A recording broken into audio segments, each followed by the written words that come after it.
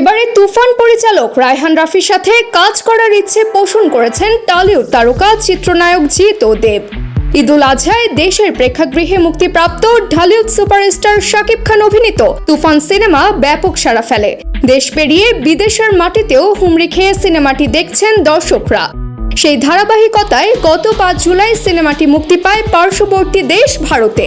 রায়হান রাফি পরিচালিত তুফানের ব্যাপক এই সাফল্যের পর শোনা যাচ্ছে এই নির্মাতার পরবর্তী সিনেমায় কাজ করতে আগ্রহ প্রকাশ করেছেন ওপার বাংলার সুপারস্টাররা। এজন্য তালিকায় রয়েছেন ঢালিউড তারকা চিত্রনায়ক জিৎ ও দেব।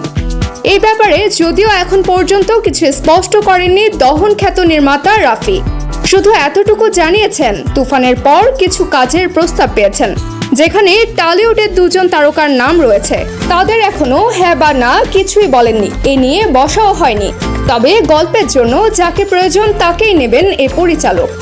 রাফির এই মন্তব্যের অংশ ধরে সোশ্যাল মিডিয়া সহ বিভিন্ন মাধ্যমে দাবি করা হচ্ছে টলিউড তারকা 2 জন হচ্ছেন জিৎ ও দেব।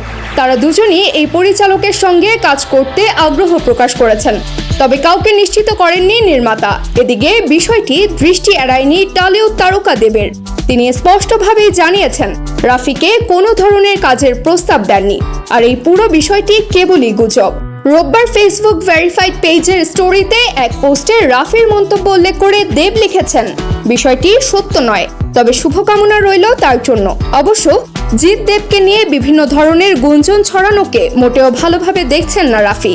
তিনি এ ব্যাপারে জানিয়েছেন কেউ যেন গুজবে কান না দেয়, পরবর্তী কাজের ব্যাপারে শিগগিরই ঘোষণা দেবেন।